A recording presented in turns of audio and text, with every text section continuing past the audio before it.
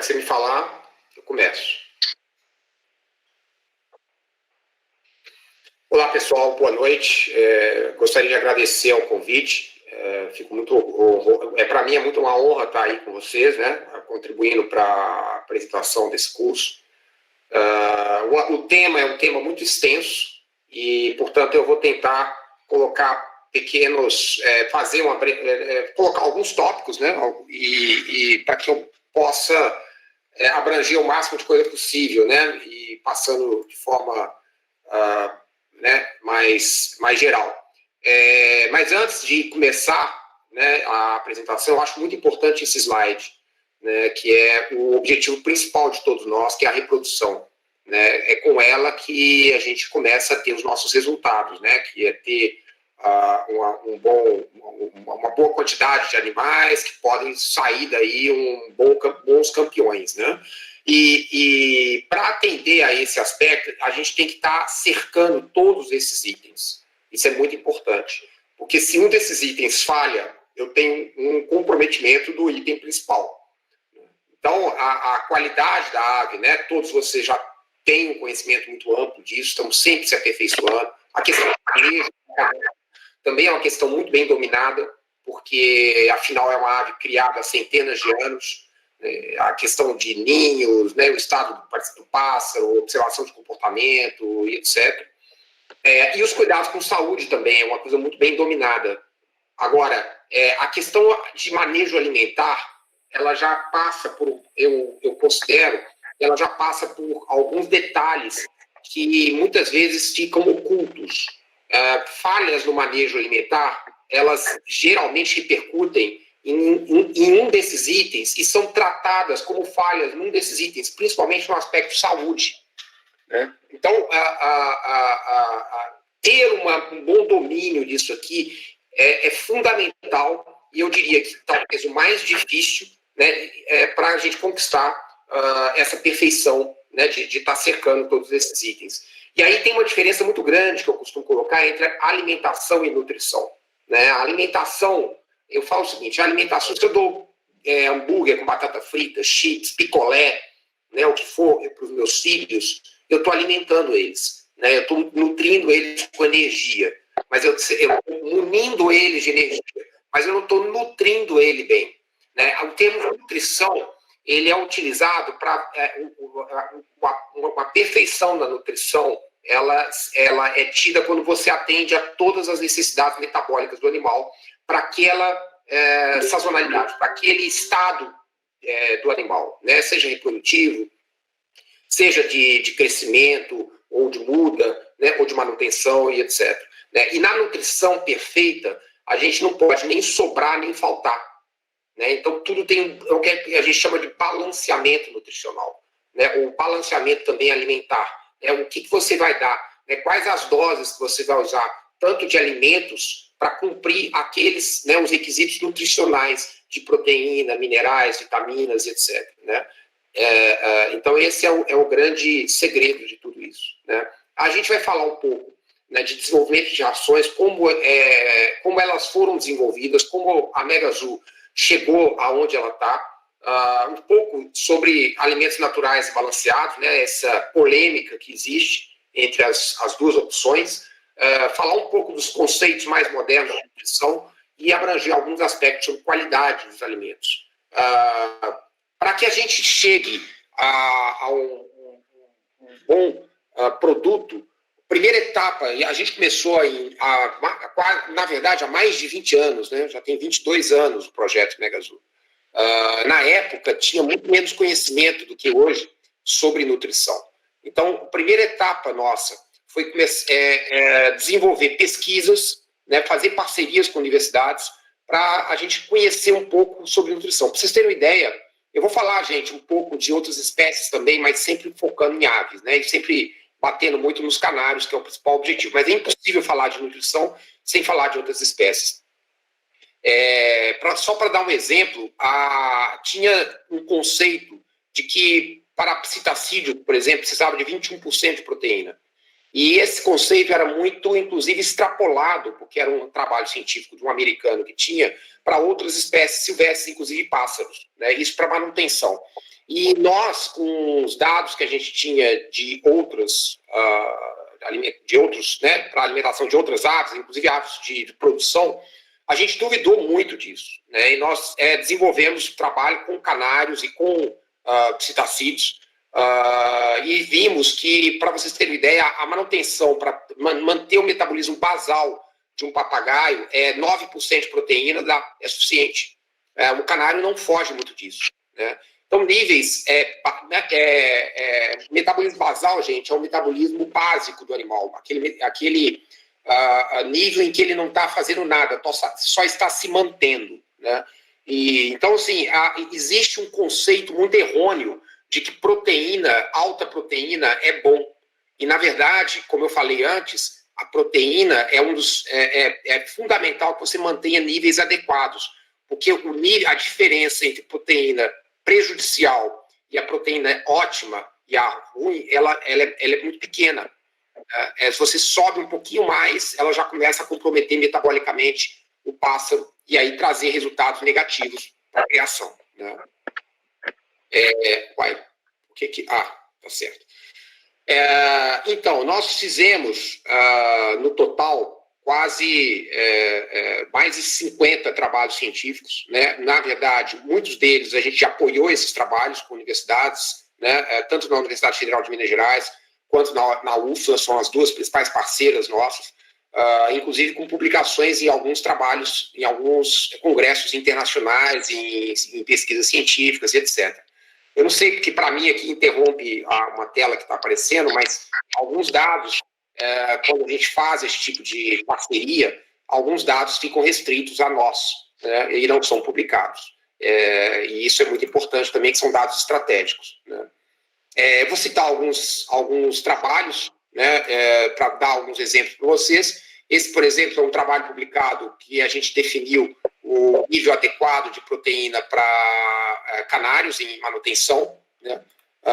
A gente também fez trabalhos comparativos de digestibilidade de alimentos e inclusive, não só de alimentos individuais, como também de alimentos industrializados, não só os comparativos entre os nossos alimentos, como também de concorrências, né? E isso foi muito importante também para nos ensinar a definir, né, a melhor estratégia para obter os melhores resultados. É um trabalho muito emblemático, que ficou famoso no mundo inteiro, que foi, inclusive, elogiado pelos principais nutricionistas do mundo, foi publicado num congresso que teve internacional de nutrição de animais silvestres, de aves silvestres, era específico para aves. Veio desse trabalho que a gente fez, que gerou 3 teses de doutorado, e onde a gente juntou 36 papagaios e para fazer uma série de pesquisas, né? Eles ficaram mais de mês na universidade, a gente bancou todo gaiola metabólica, alimentação, etc. E uma coisa, aqui tem eu gosto de mostrar alguns resultados. Esse, por exemplo, mostra, porque ainda existe pessoas que acreditam que rações pelletizadas são os melhores produtos para animais, né, que apresentam as melhores digestibilidades. E aqui ficou muito claro que aqui, gente, são aminoácidos. Para quem conhece bem, do lado esquerdo, né, a gente tem que lidar não com proteína, né? Um bom balanceador de alimentos, ele faz o balanceamento em micronutrientes e não em macronutrientes, né? Macronutrientes são aqueles que vocês veem nos rótulos, tá? Mas um micronutriente é aquele que compõe os macro, né? A proteína ela é composta de aminoácidos, as gorduras são compostas de ácidos graxos, né? E assim por diante. Temos diferentes tipos de fibras, e vocês veem no rótulo como fibras brutas. A gente não quer, a gente lida com fibra solúvel, fibra insolúvel, né, FDA, FDN, né, e etc. Então, isso é muito importante. Então, aqui vocês veem que a digestibilidade é muito grande. Outra coisa importante é com relação às sementes oleaginosas, né? Elas têm uma digestibilidade altíssima em geral, né? Isso é muito importante. Eu já quero colocar aqui, porque a gente não pode demonizar nada, né? Mas, como eu disse, a gente tem que dosar um pouco, né?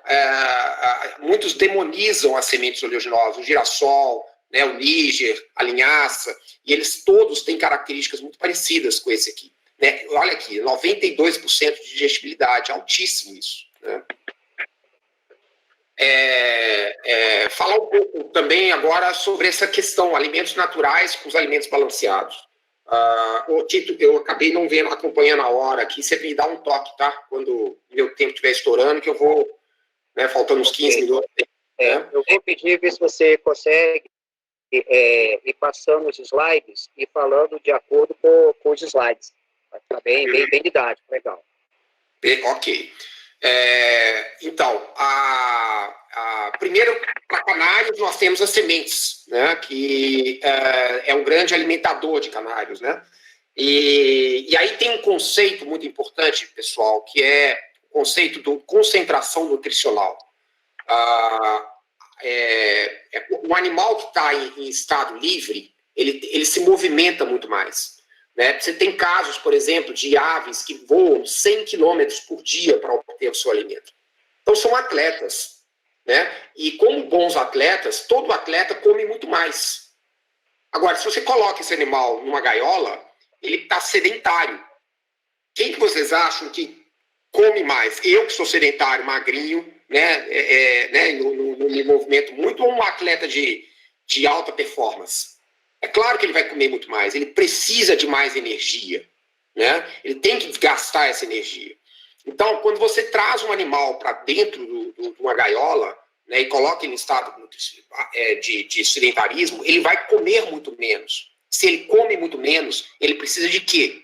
Ele precisa de mais concentração nutricional. Então, as sementes já deixam de ser o melhor alimento só nesse raciocínio. Né? O outro raciocínio importante que eu gosto de colocar, gente, eu gosto muito de dar exemplos do dia a dia, voltando também aos atletas. Né? A gente bate recordes a cada ano. Dos últimos, se você pega o corredor de 20 anos atrás, ele hoje ele corria muito menos do que hoje. Vocês acham que a gente melhorou evolutivamente o nosso músculo e nossos ossos e etc.? Você acha que evolutivamente dá tempo da gente melhorar geneticamente? Ou houve uma melhora na preparo desses atletas?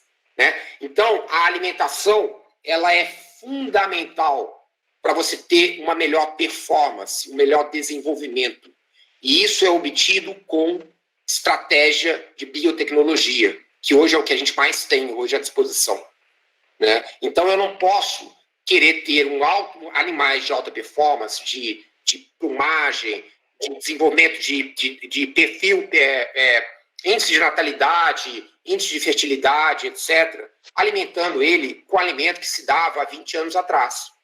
As coisas evoluem. Né? Então, eu acho que esse é o primeiro argumento que a gente tem entre alimentos naturais e balanceados. Né?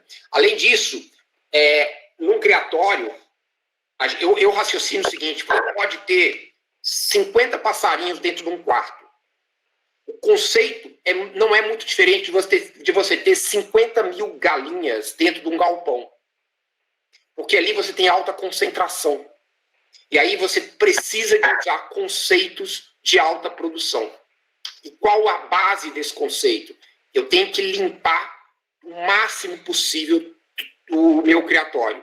Eu tenho que trazer tudo que entra para dentro do pássaro tem que ser o mais limpo possível, e tudo que sai dessas aves tem que ser eliminada o mais rápido possível. A limpeza. Eu preciso de ter alta ventilação. Né? Você dá alimentos à base de semente, você está levando coisas e trazendo invasores ali que vão estar constantemente agredindo aquele pássaro e trazendo ele para baixo. Né, que são produtos alergênicos, ácaros, as cascas de semente espalhando pelo quarto, né, inclusive uma alta volume fecal, né, porque quando você dá semente, você tem alta fibra e gera alto consumo alimentar, isso gera alto volume fecal, que gera maior índice de sujeira. Então, tudo isso acaba comprometendo bastante, né, a performance do animal como um todo. Fora isso, a gente ainda tem o que a gente chama de balanceamento nutricional propriamente dito. Né? A indisponibilidade de alguns nutrientes, os problemas de controle de qualidade que eu já falei, né? Desequilíbrio de cálcio e fósforo, e aí obriga ao quê? obriga as pessoas a começarem a colocar aditivos para suplantar essas deficiências que ele acredita. E, na minha experiência, eu já conheço centenas de criadores, as pessoas tendem a errar para mais. Com medo de errar, elas acabam dando um pouco mais. Dando um pouco mais, exagera, e aí causa problemas nutricionais por excesso de nutrientes. E esse é o caso mais comum que tem. É raro eu ver problemas de falta de nutrientes. Geralmente eu vejo problemas de excesso. Inclusive excesso de alimento, excesso de energia, que vai causar uma baixa fertilidade do animal. Né? Começando com um macho, que vai fertilizar poucos ovos, depois a fêmea que vai botar poucos ovos, até ter uma falha total e não colocar ovo nenhum. Né? E o mais interessante, como eu falei lá atrás, que tudo em nutrição, ele demora, né? nem tudo, mas muita coisa na nutrição, em falhas nutricionais, os problemas acontecem a longo e médio prazo. Né? Então, às vezes, a pessoa, aí é muito comum, por exemplo, eu falo, olha, suas aves estão obesas, tem que fazer uma dieta. Só vai começar a reproduzir fazendo dieta. Né? Aí o cara faz a dieta, porque ele sofre com isso, né? Acha que está matando o bicho de fome. Né? Aí chega no primeiro ano, não acontece nada. Não adiantou. Né? Porque a gônada, você tirar a gordura de gônada é o processo mais difícil que tem. Primeiro, a ave tem que emagrecer toda, depois começa a sair o que a gente chama de gordura visceral. Né? Então, é um processo demorado. No segundo ano, que você começa a ter seu resultado. E o ótimo do resultado vem com 3 anos, às vezes 4 anos, dependendo do ritmo de queda de energia que você vai impor para o seu plantel. Né? Então, essas coisas demora para começar a ter problemas e demora para você resolver alguns problemas. Né? Outra coisa típica de problemas do estado nutricional aqui, que leva à indisponibilidade de nutrientes, esses problemas de controle de qualidade, são as doenças. Se vocês observarem, quem faz necrópsia normalmente vai achar o que a gente chama de oportunistas, bactérias ou fungos oportunistas, né? Staphylococcus aureus, Escherichia coli, Cândida, que não são capazes de provocar doenças sozinhos. Eles entram quando tem uma anomalia no pássaro, quando tem um déficit imunológico no pássaro. Né? E por que esse déficit imunológico aconteceu? É essa pergunta que todos têm que fazer. Né? E muitas vezes é em função de todo esse desafio que no dia a dia é imposto para os pássaros. Né? Que ácaros, invasores, deficiência nutricional e etc. Né?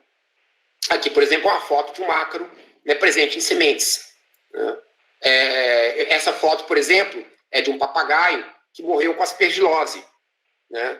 Você vê que os sacos aéreos dele foram todos invadidos por Aspergillus niger, que é um produto que está no alimento como um todo. Né? Então, ele teve, e aqui um peito de faca. Então, por que houve esse peito de faca? Aqui eu gosto de comparar um pouco o girassol, né? O níger, o girassol com a ração, né? Um alimento extrusado.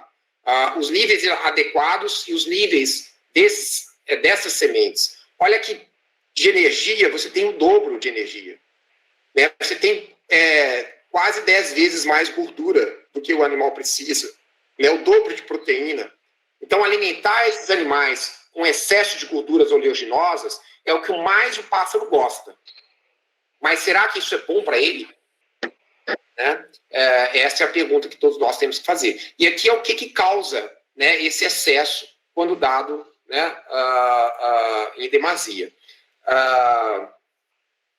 Os possíveis efeitos das sementes, né, que eu já falei, problemas respiratórios, imunodepressão, né, problemas hepáticos, problemas gastrointestinais, né, aumento da necessidade de uso de antibióticos, que esse é um problema gravíssimo que eu vejo entre os criadores, né, entrar num ciclo vicioso da medicação.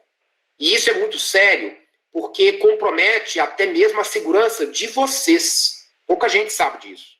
Mas, para vocês terem uma ideia, o uso de antibiótico veterinário é tão sério que alguns antibióticos hoje são proibidos até para o veterinário prescrever, como estratégia para resguardar ao ser humano as constantes resistências de bactérias que estão tendo em alguns, né, de algumas bactérias.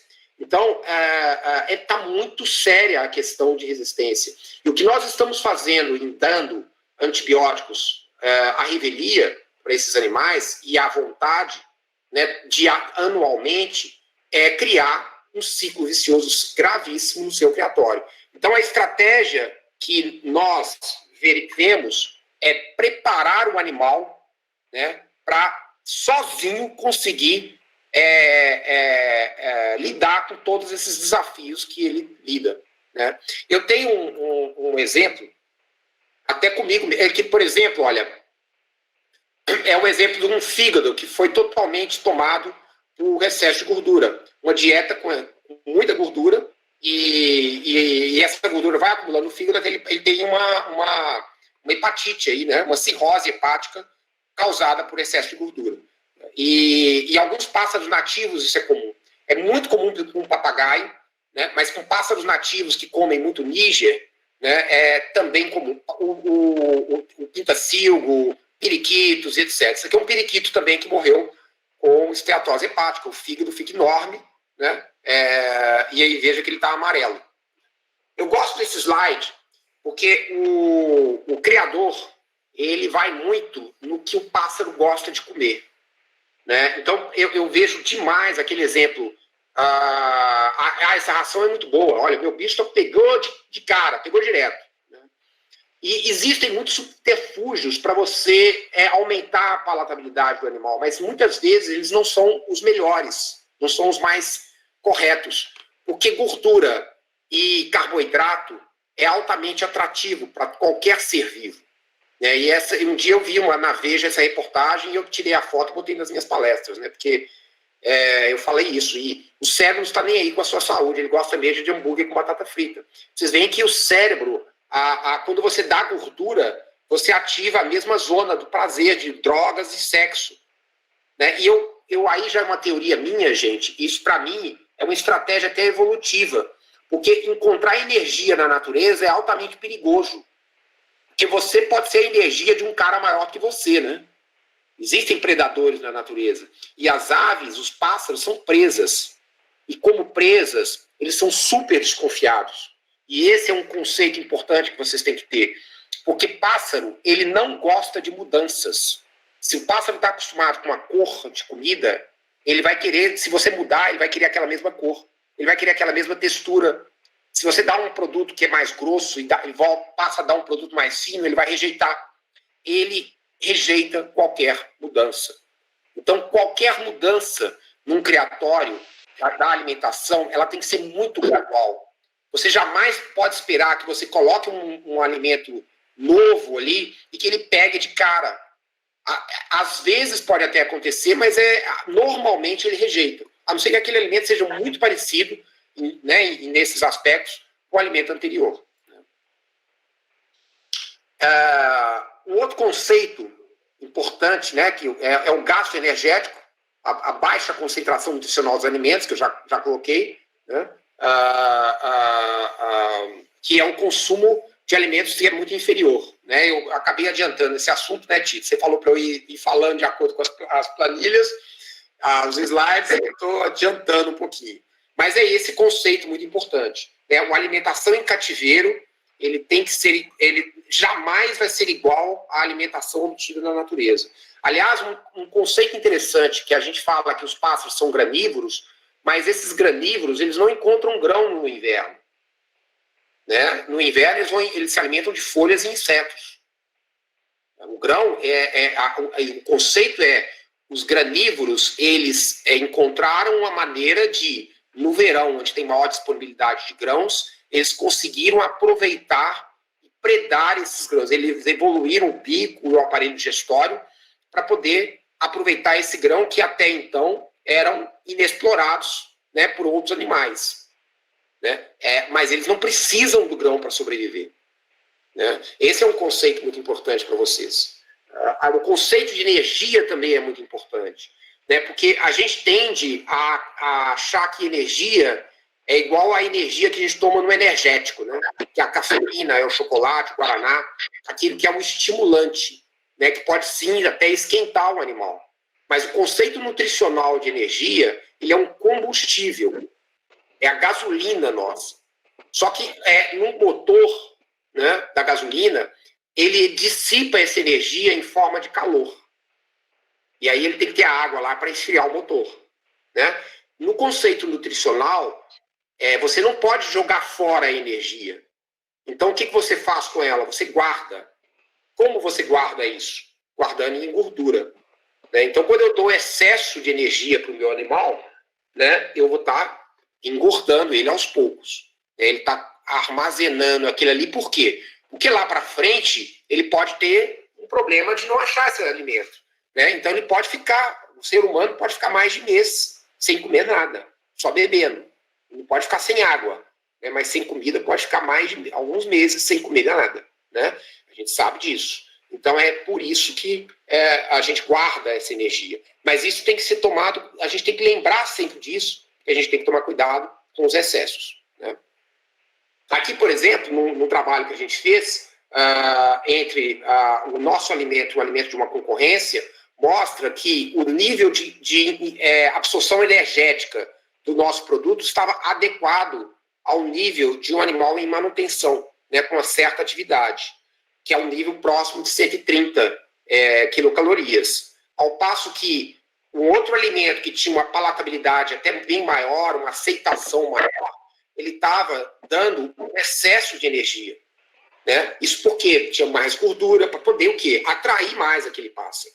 Né? Às vezes a gente coloca alimentos com muito açúcar, que atrai mais o pássaro.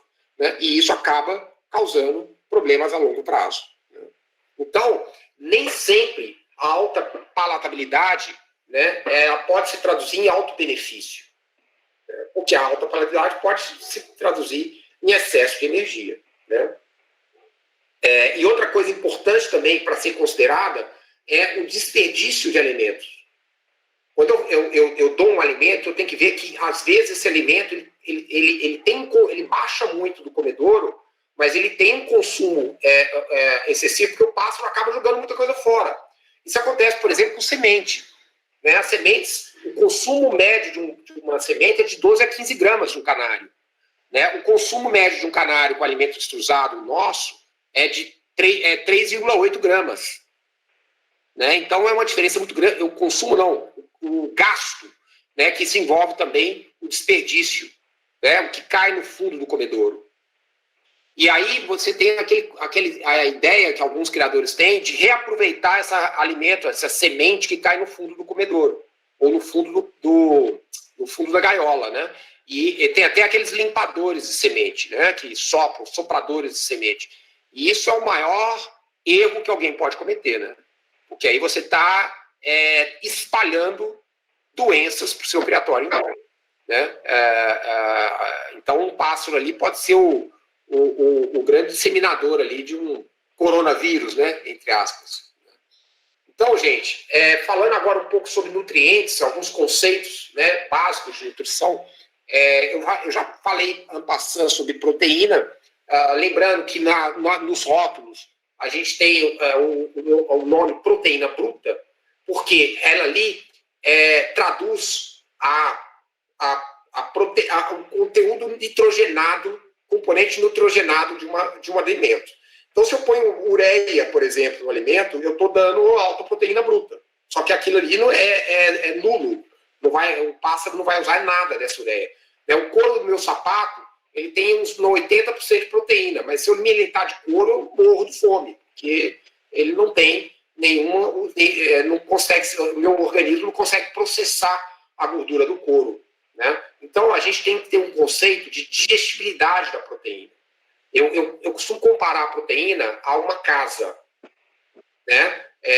Quando eu vou usar essa proteína para um animal, ele pega essa casa e tem que desmontar a casa, né, que aí é digerir a proteína, né, tem que transportá-la, né, que é processo no trato gastrointestinal ali, né, para sair do intestino, ele tem que ser absorvida pelo intestino e voltar ir para a circulação sanguínea em forma de aminoácidos para ser montada novamente, né, em outro local.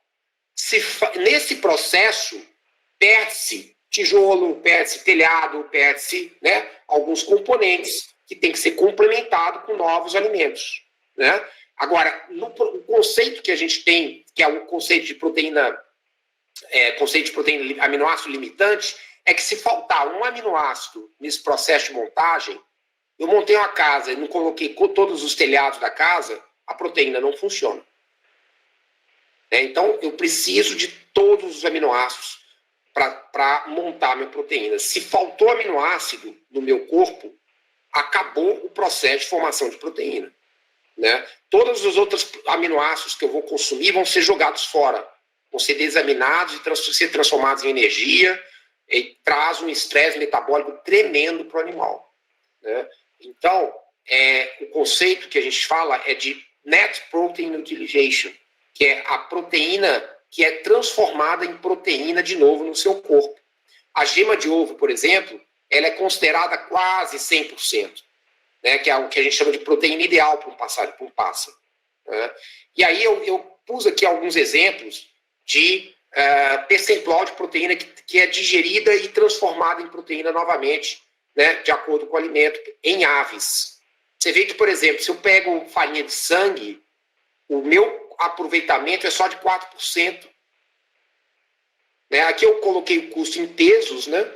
E vejam que a farinha de sangue, ela fica até mais cara, né? Se eu considerar os 3,8%, né? Do que a gema de ovo, né? Sem contar com o estresse metabólico que ela vai causar.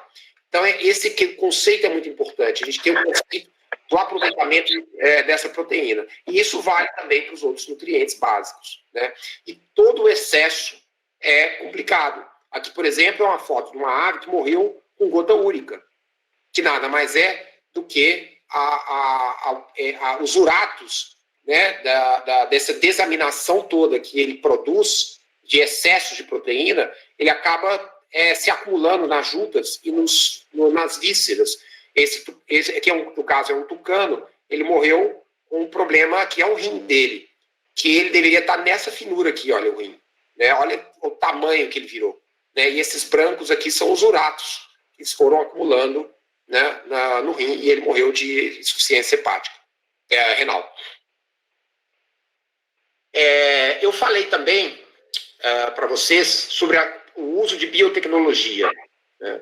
E eu acho que esse é o conceito mais importante para o alimento super premium. Nós, hoje, avaliamos bem, é claro, os macroingredientes, que são as matérias-primas básicas, soja, milho, né, ovo e etc. Mas eu diria que o maior segredo de um alimento super premium hoje está nessa palavrinha aqui, que são os nutracêuticos, né? Que são, os nutracêuticos são os constituintes dos alimentos funcionais. Os nutricionistas viram, vocês sabem disso, que existem vários alimentos que fazem bem. E o que a gente fez, então? A gente conseguiu arrumar tecnologia para extrair o agente que faz bem daquele alimento, né? E esses são os nutracêuticos. Então, existem dezenas de exemplos de nutracêuticos, né? Aqui eu vou citar alguns deles para vocês. Né, temos as fibras, que hoje tem, sabe-se que são muito mais importantes do que o conceito de que tinha há uns 20 anos atrás, né, os probióticos, os antioxidantes. Para mim é o grande segredo de tudo, está nos antioxidantes, né? Ele é muito mais abrangente do que se pode imaginar. Os nucleotídeos, imunoglobulinas, né? Os próprios aminoácidos, a gente tem alguns aminoácidos estratégicos que não são essenciais, mas que, se você fornecer um plus dele, ele traz benefícios incríveis para os animais, né? E assim vai. Um deles, por exemplo, o que eu gosto de colocar aqui é o ômega 3, né? E aqui, em especial, o ômega 3 de origem marinha, que são os ômega 3 de cadeia longa, né? E entre esses dois, que são os ômega 3 de cadeia longa, depois, quem tiver tempo, dá uma olhadinha na internet sobre esse carinha aqui, ó, DHA. Para quem, por exemplo, trabalha com canário de canto, que é um dos grandes aliados do canário de canto, né? É um grande aliado para processos inflamatórios, né? Ele traz mais imunidade, ele melhora muito o empenamento, a beleza das penas, né? Ele ajuda a reduzir colesterol, e isso é fundamental aí para um bom desempenho. Só que é um produto extremamente caro. Eu tenho um ômega 3 de origem vegetal, que a linhaça é muito rica nele. Né? Por isso que é bom dar um pouquinho de linhaça. Passa um pouquinho, não muito, né? Porque ela tem 50% de gordura. Mas o ômega 3 DHA é imbatível. Né? A gente tem os prebióticos, que, como o próprio nome diz, são produtos que vão beneficiar a flora intestinal, né? Benéfica do animal, para do animal. Eu falo muito, gente, na verdade, a grande preocupação de quem está formulando uma dieta para o seu pássaro tem que ser a parte intestinal, né? Porque o intestino sadio diz tudo, né? Se você quer, isso vale para nós também. Qualquer problema aí que afete o intestino te dá um mau humor terrível, né? E aí você acaba acaba levando a efeitos negativos que pode gerar até o óbito. Né? E animais, os pássaros, são especialmente sensíveis a isso. Né? Então a gente tem uma preocupação gigante com a questão intestinal do pássaro.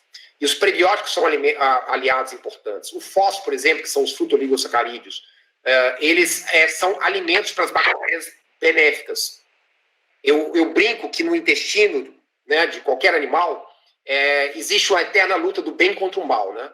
Nós temos as bactérias potencialmente perigosas e os protozoários e os fungos, as leveduras ali, que são potencialmente patogênicos. Nós temos aqueles que são, no caso das bactérias, as bactérias gram-positivas, né? Que são benéficos, que trazem uma perfeita acidez intestinal, que inclusive estimulam as velocidades intestinais a crescerem, etc. Né? Qualquer desbalanceamento ali entre esses dois grupos de micro-organismos leva a primeiro efeito disso é o quê? Diarreia. Por isso que quando a gente come um alimento estragado, aquele alimento passa pelo intestino e dizima as bactérias, os micro-organismos benéficos. E aí ocorre esse desequilíbrio que dá uma diarreia violenta na gente. E às vezes nem é uma diarreia infecciosa que a gente chama, né? É uma diarreia alimentícia. Né? Então isso, e que pode vir a abrir caminho para a entrada de patógenos, porque ocorre ali uma inflamação das paredes intestinais e ali abre caminho para entrar algo muito mais sério. Né? Então a gente tem que estar sempre cuidando disso. Outro produto que é excelente, que era o antigo, todo mundo conhece ainda como MOS, eu acho que vocês todos devem conhecer, boa parte de vocês. Hoje o MOS já está totalmente ultrapassado. Né? Nós, na Megazoo, utilizamos as paredes celulares, paredes de leveduras selecionadas. Né? Então nós conseguimos hoje selecionar cepas de leveduras, a gente traz isso importado, cepas de leveduras que têm as partículas, que a gente chama de fibrias, em alta concentração. E por nanotecnologia, a gente consegue extrair especificamente essas partículas que estimulam a parede intestinal a se desenvolver. Né? Então, elas não só se ligam às bactérias patogênicas, né? Elas ligam às bactérias patogênicas e expulsam essas bactérias, como também elas fazem microestímulos das velocidades intestinais e fazem com que essas velocidades cresçam. Elas também saem das velocidades intestinais, entram para o corpo e trazem o que a gente chama de uma microestímulo. Elas são imunomoduladoras. Então, as paredes celulares de leveduras, elas são imunomoduladoras do aparelho, do organismo como um todo. Elas expulsam as bactérias patogênicas e ainda estimulam as velocidades intestinais para fazer um intestino mais resistente. Né? Os probióticos, propriamente ditos, né, que são as bactérias, são as leveduras, e eu acho muito importante aqui a gente trabalhar tanto com bactérias quanto com leveduras, especialmente para criadores que tendem a usar muitos remédios. Né? Eu sei que muitos criadores alimentam os seus pássaros, ministram antibióticos anualmente aos seus pássaros, então a gente coloca o quê? Levedura, que vai se manter ali, ela não vai ser afetada pelo uso de antibiótico. E se você utilizar um antifúngico, né, essas leveduras vão ser dizimadas, mas as bactérias que a gente utiliza vão continuar ainda ativas, né, e aí estabilizando bem esse intestino. Agora, qual tipo de levedura, ou qual tipo de bactéria se utilizar, também faz grande diferença, né, porque a gente tem diferentes tipos aí de bactérias, né, e hoje a gente tem muito orgulho de dizer que a gente usa o Saccharomyces boulardii, que é o melhor que existe, né? E que recentemente começou a ser utilizado para animais também, e é o que tem para humanos. Vocês vão nas farmácias aí, vocês vão achá-lo. Né? O mais famoso é o Floratil, né? Que é para controle de diarreias.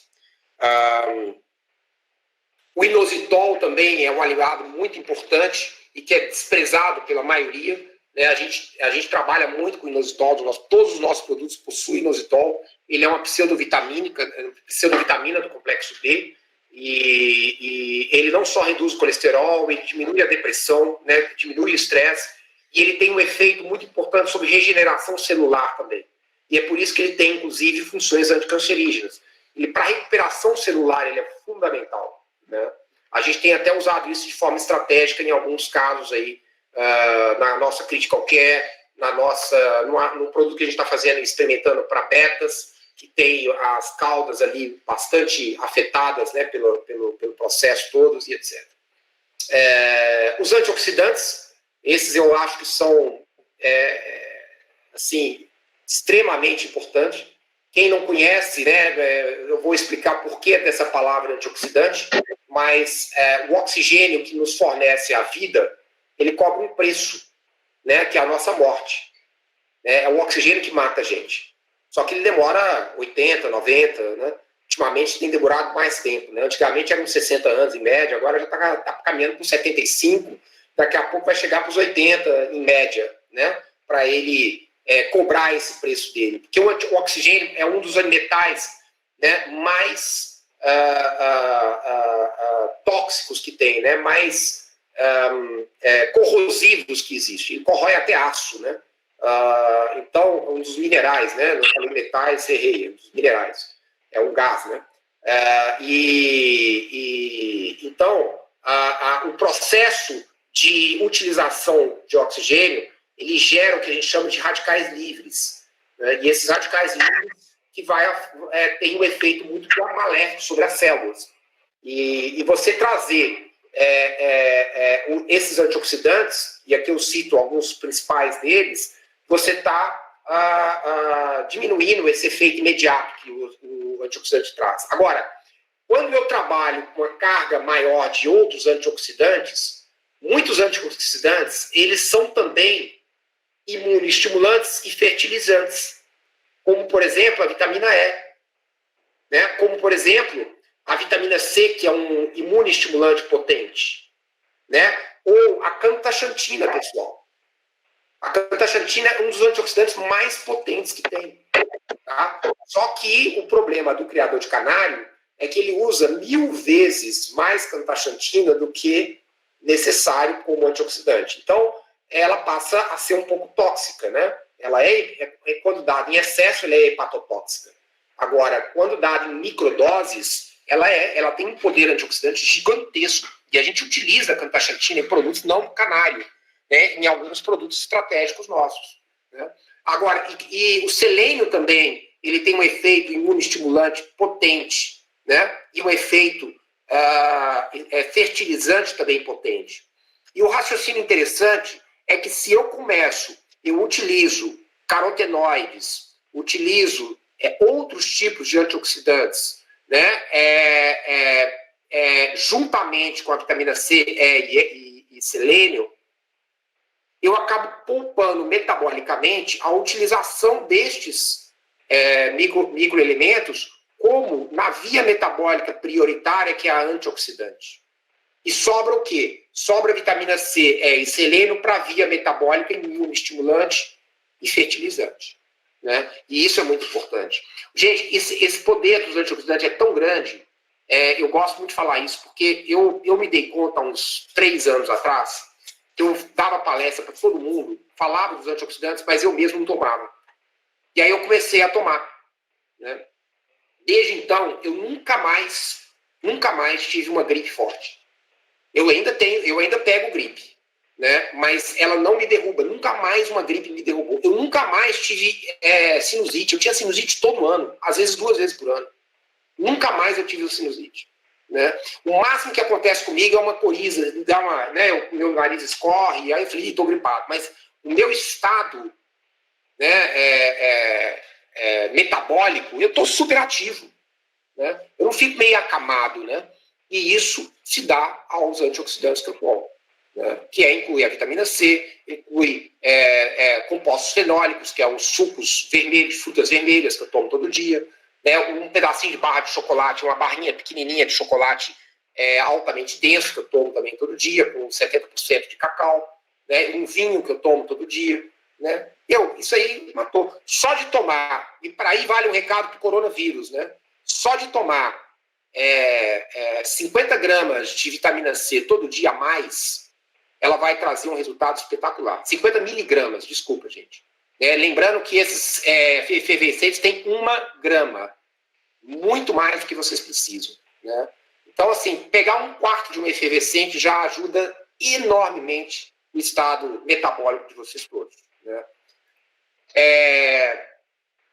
Os nucleotídeos são muito importantes, né? Que os componentes do RNA e do DNA. Então, o nosso corpo produz nucleotídeos diariamente, mas dá-lo de forma exógena melhora muito, né, a imunidade e muito especialmente a saúde intestinal, né? Então a gente faz amplo uso aí dos nucleotídeos. O plasma sanguíneo que a gente utiliza também como fonte de imunoglobulina para levar uma primeira frente de resistência na luz do intestino. Então nós conseguimos já combater bactérias e patógenos, na verdade, ali já na luz intestinal, com essa imunoglobulina que a gente está fornecendo ali, né? Independente de ser plasma de aves, não precisa ser, né? Pode ser plasma de bovino ou suíno, né? Além da digestibilidade dela, né?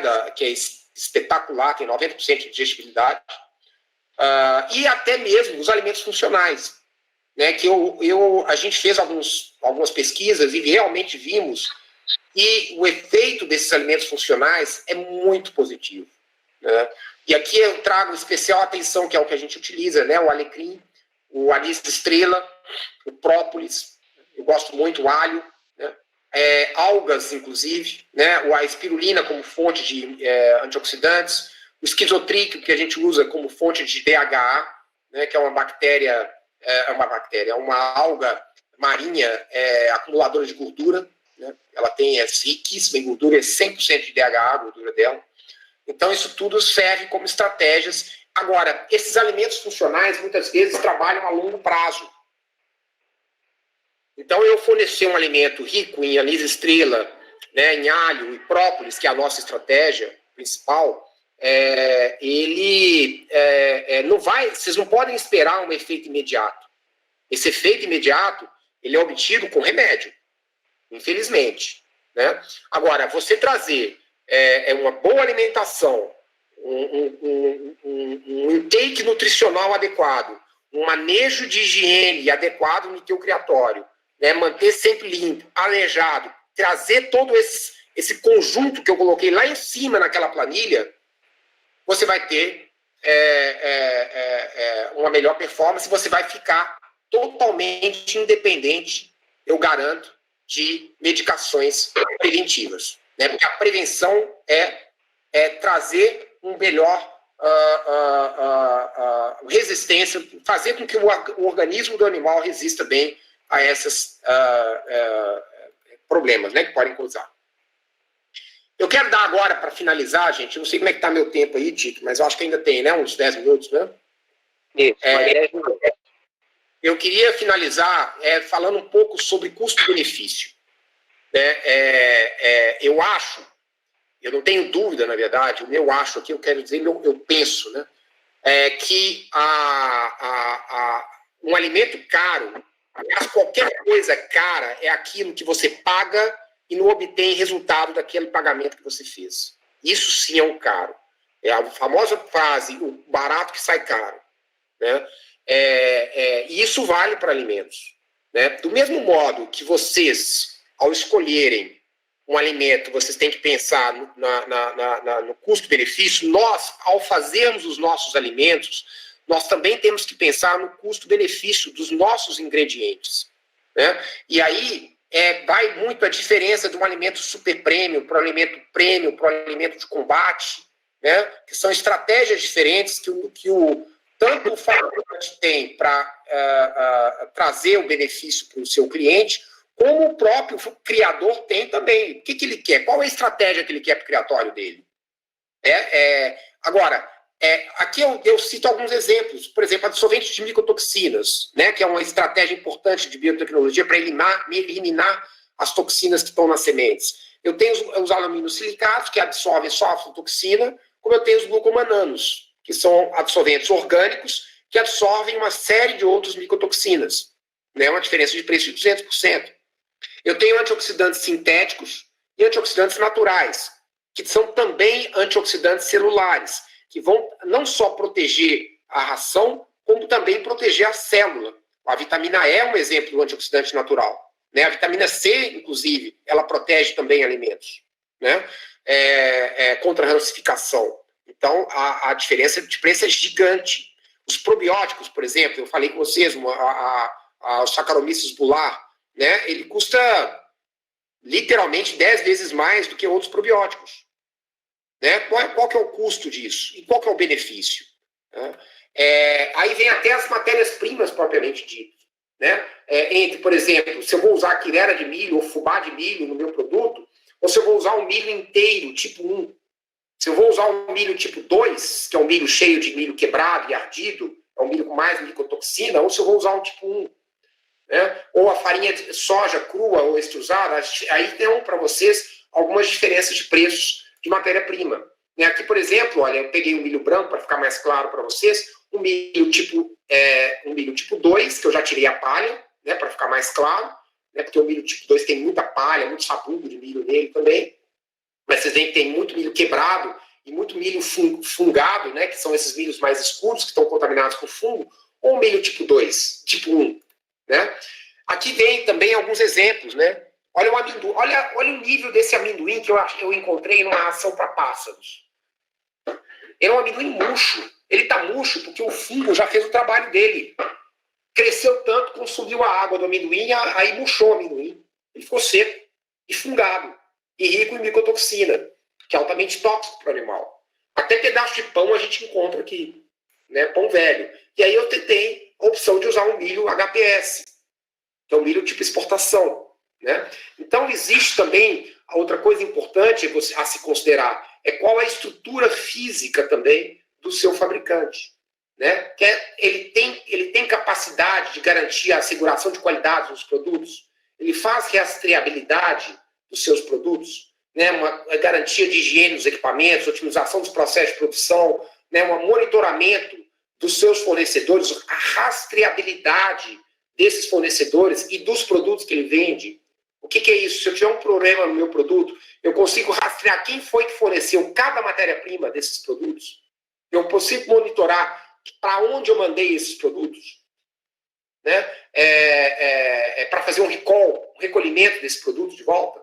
Né? Então, isso é muito importante. Né? E esse, inclusive, é um dos motivos que a Mega Azul, muitos que compram lá na FOB, sabem que a gente é o único que anota o nome de todo mundo que compra. Então, eu tenho que emitir nota fiscal de tudo. Eu tenho que fazer a minha rastreabilidade. Eu tenho que saber para quem que eu estou mandando esses produtos. Né? A estrutura física, né, do criatório é muito importante, né, como eu falei. Né? Então, aqui tem algumas fotos, né, do seu criatório. Uma coisa importante, gente, do criatório, da fábrica, né, a próprio piso, né, de epóxi, piso limpo, a fábrica limpa, bem arejada, né, com equipamentos capazes de, por exemplo, nós temos um laboratório próprio, onde a gente faz as nossas análises bromatológicas, microbiológicas, químicas. Esse, por exemplo, é um detector de micotoxina, onde então a gente rastreia toda 100% do milho que entra na fábrica, ele é monitorado para ver se tem fumamizina ou aflatoxina. por coincidência, essa semana nós recusamos uma carga de milho. Uma carreta de milho voltou, né? Porque estava com níveis acima do nosso permitido de formalina. Isso, os caras entram em desespero, né, quando a gente faz isso. Né? Frequentemente a gente volta com carga de sementes também. Né?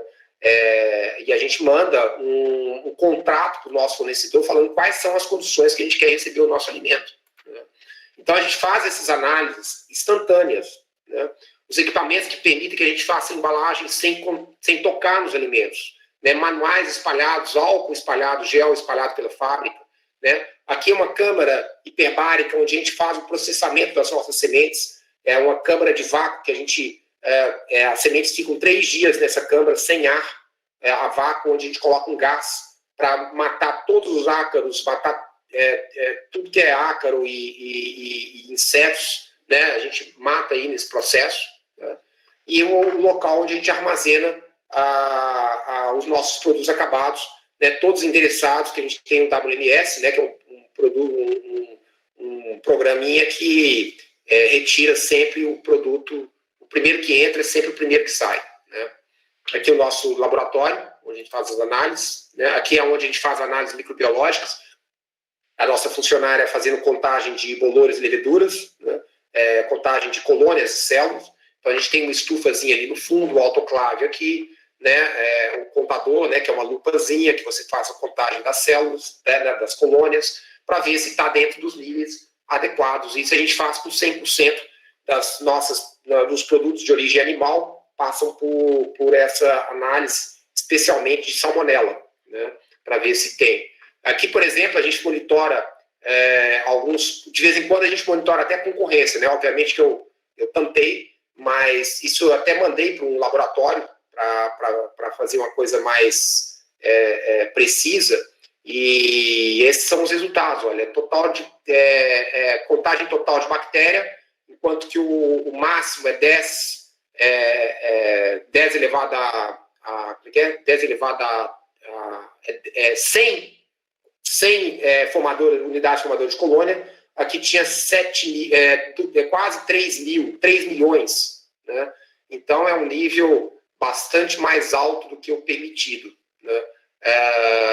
Do produto. Né? A gente já teve casos, por exemplo, isso aqui eu vou dar um exemplo, seja uma notificação de não conformidade que a gente emite para os nossos fornecedores, um fornecedor teste, a gente recebeu um ovo para fazer teste e ele tomou bomba, né, por ter salmonela. A gente identificou salmonela neste ovo. Né? Então, esse monitoramento. Né? Eu também coloco um aspecto importante, que é a questão custo-benefício, é que o produto ele pode custar até 180% mais caro, por exemplo, do que as sementes. Só pela diferença de consumo entre semente e alimento, né, já dá, você já começa a igualar aí, né, o seu custo absoluto. Né?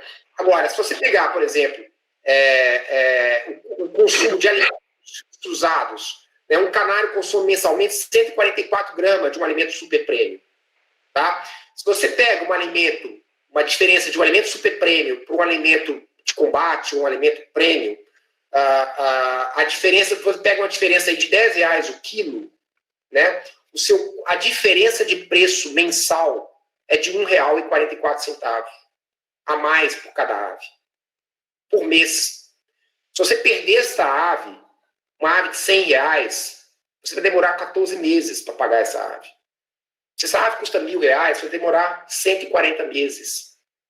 Né? Então, será que vale a pena? Eu provo para vocês, eu já fiz isso várias vezes, que se você ganhar, você pega um alimento que custa R$10, R$20 até, mais caro do que o outro quilo, né?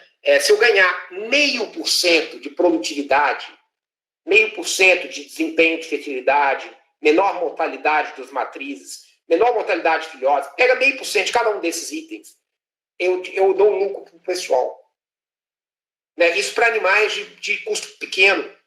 Né? Você imagina, então, um canário de R$1.000, um canário de 5.000, que eu sei que vale, às vezes, né? Ou tem muita gente aqui que cria aves nativas também, pássaros, né? Um bicudo de R$30.000, R$40.000. Será que vale a pena, gente? Essa é a questão. E só para fechar, eu costumo comparar alimentos super premium, né, igual um carro. Quando você compra um carro, você pode comprar, se o seu dinheiro pode pagar, você pode comprar uma Mercedes ou um Ford Ka, né?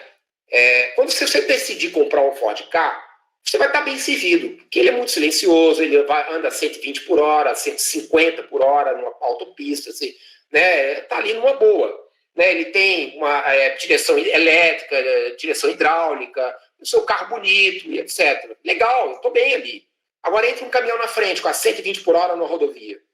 Qual que vai bater, o Ford Ka ou a Mercedes?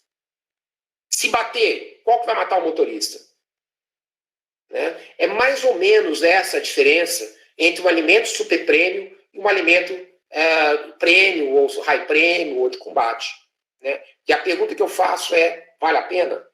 É essa pergunta que vocês têm que colocar na ponta do lápis no final do ano. Né?